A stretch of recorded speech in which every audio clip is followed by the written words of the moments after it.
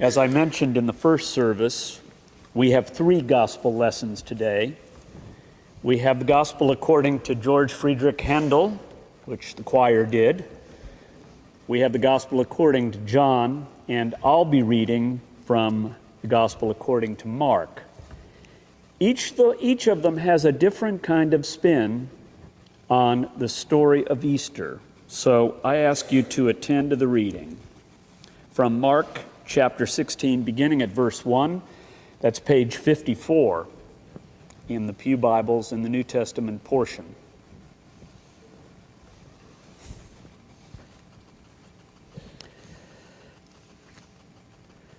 When the Sabbath was over, Mary Magdalene and Mary the mother of James and Salome bought spices so that they might go and anoint him.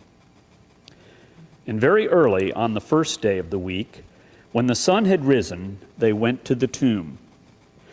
They had been saying to one another, "Who will roll away the stone for us from the entrance to the tomb?" When they looked up, they saw that the stone, which was very large, had already been rolled back. As they entered the tomb, they saw a young man dressed in a white robe, sitting on the right side, and they were alarmed. But he said to them, "Do not be alarmed. You are looking for Jesus of Nazareth, who was crucified. He has been raised. He is not here. Look, there is the place they laid him. But go, tell his disciples and Peter that he is going ahead of you to Galilee. There you will see him, just as he told you." So they went out and fled from the tomb, for terror and amazement had seized them. And they said nothing to anyone, for they were afraid. The word of the Lord. Thanks be to God.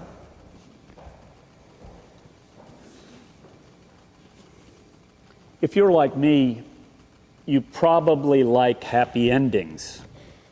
It's a much more pleasant way to conclude a story. Many years ago, in the late 60s, when I was in college, a number of college campuses had an institution known as the Free Store. The Free Store was a place a lot like a garage sale, except nothing was for sale. Everything was free. The only proviso was that you had to bring something to put in the Free Store in exchange for whatever it was that you took away. And so it was that I happened to be walking by the Free Store, and I went in and I discovered there a book that I had been wanting to read for a really long time. So I exchanged an old guitar for this book. I took the book back to my dorm room and started reading. And I got thoroughly engrossed in the story, only to discover that a very few pages at the very end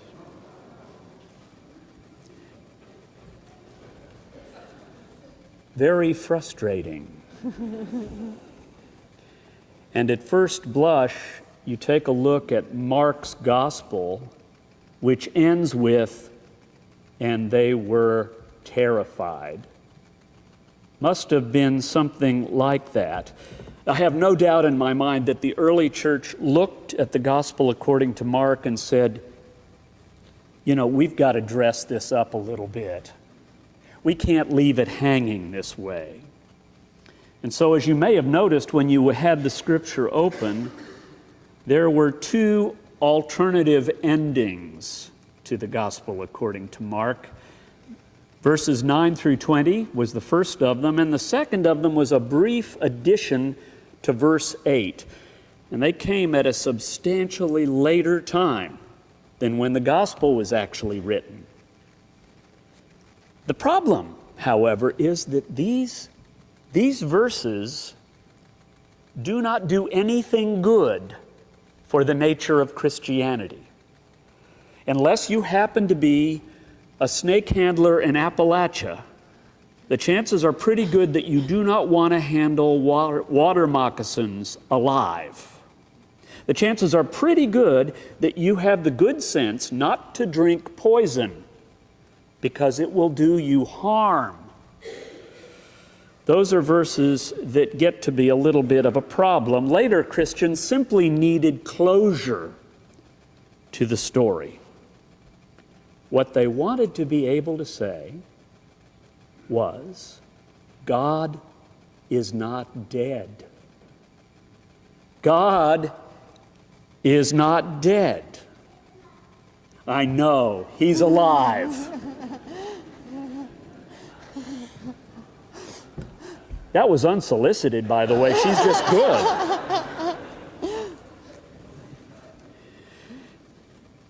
Mark's story, and what I like most about it, is that it's not a bit sentimental. It's not false.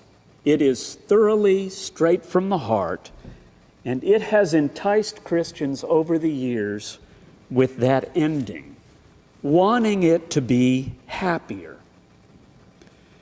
But you know, our world has this thing about each and every one of us having our own deal going.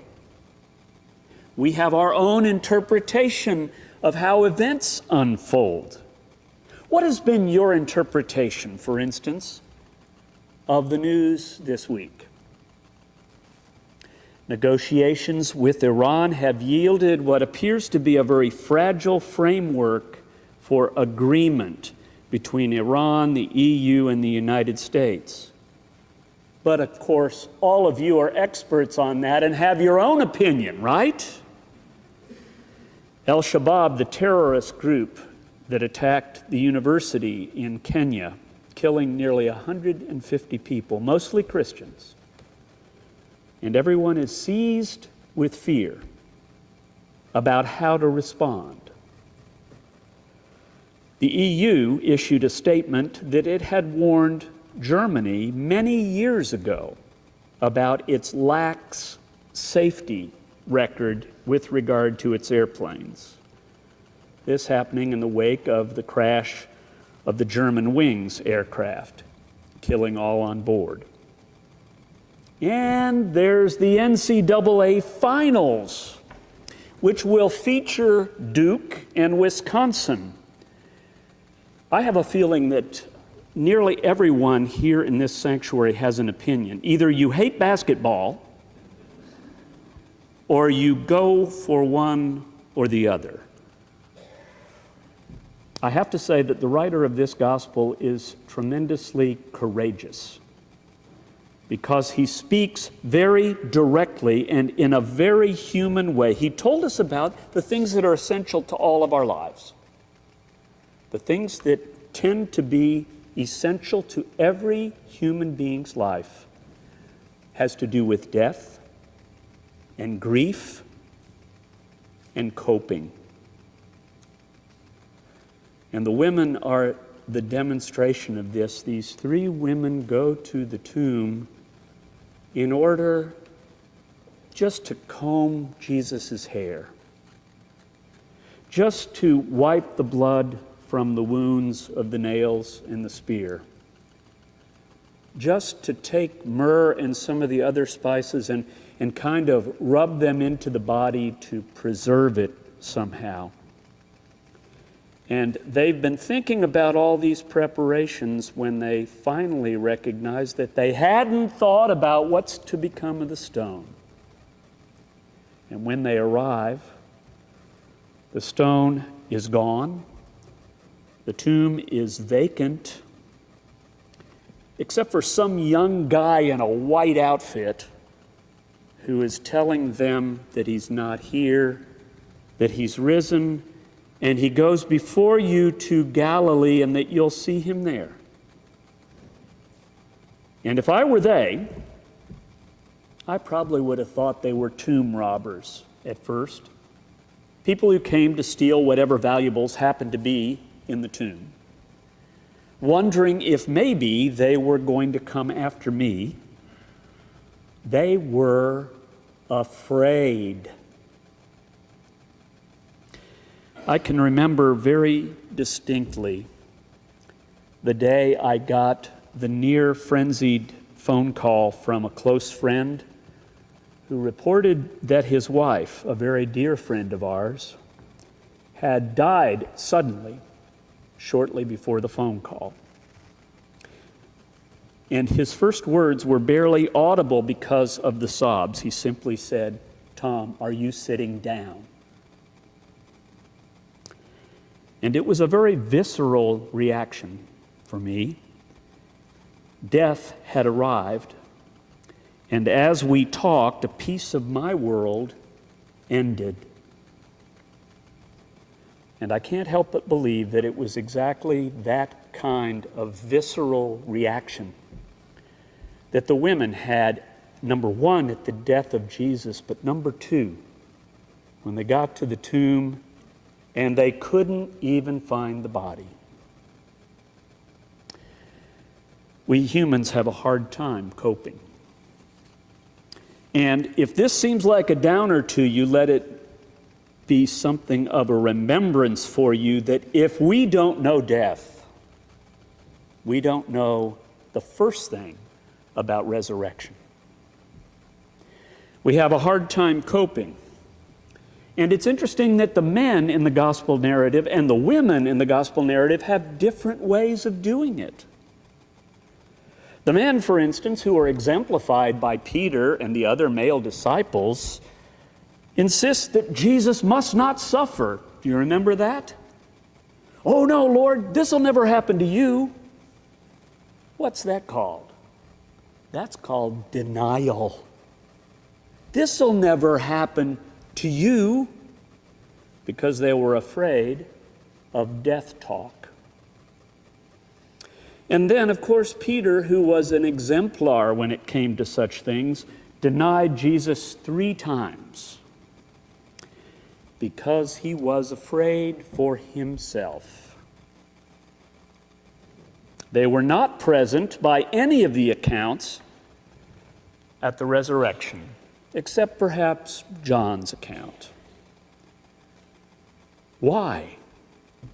Because they were afraid it would probably break their hearts.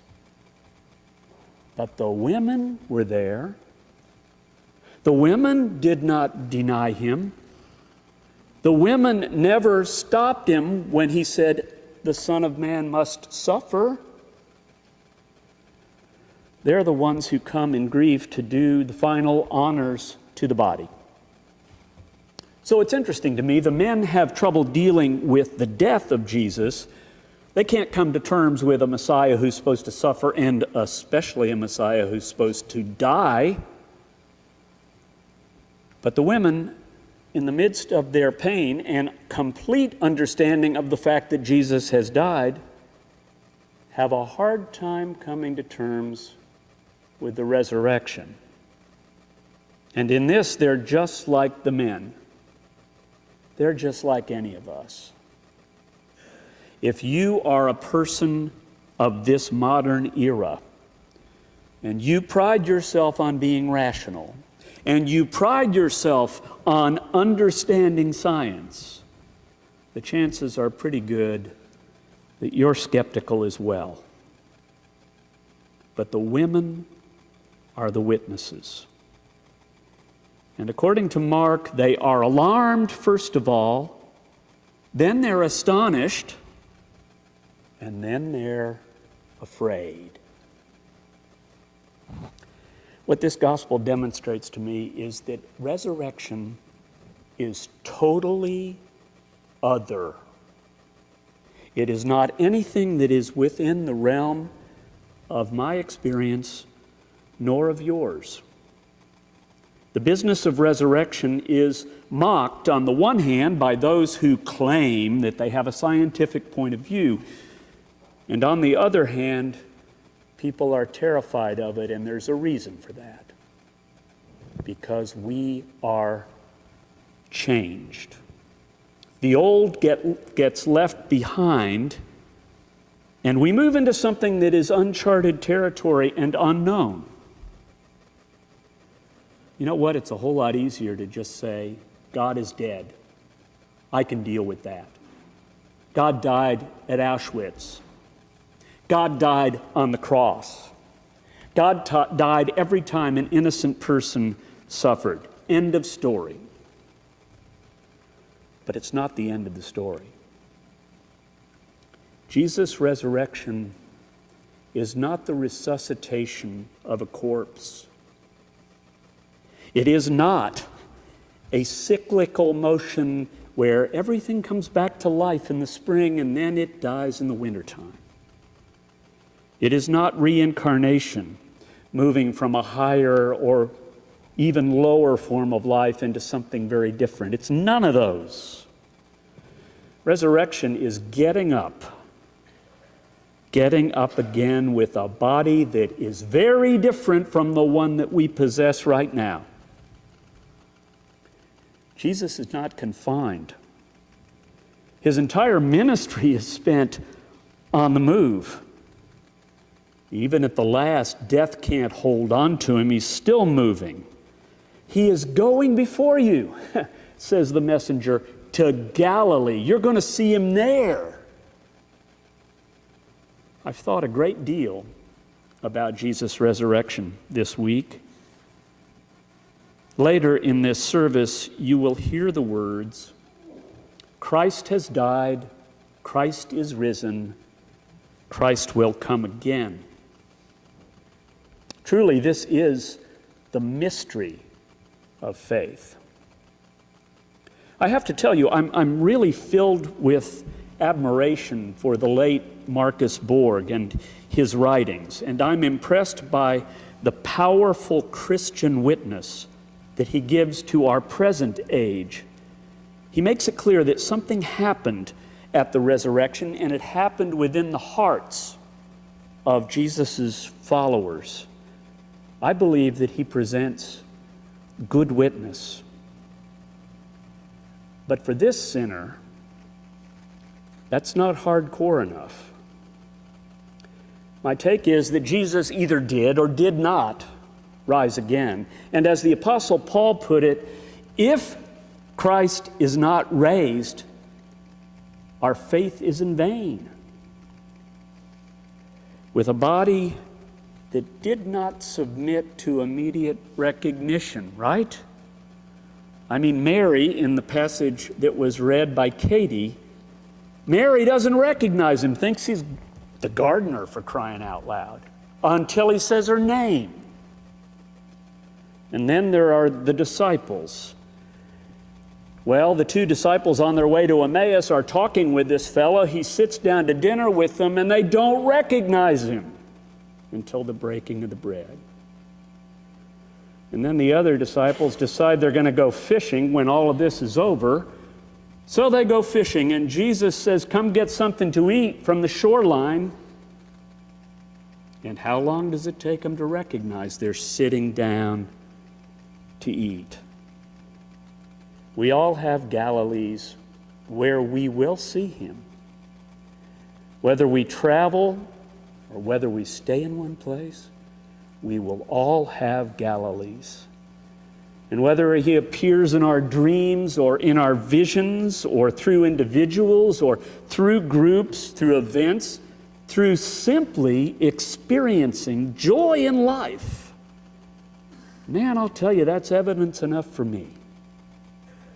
Where he is, there we will be also.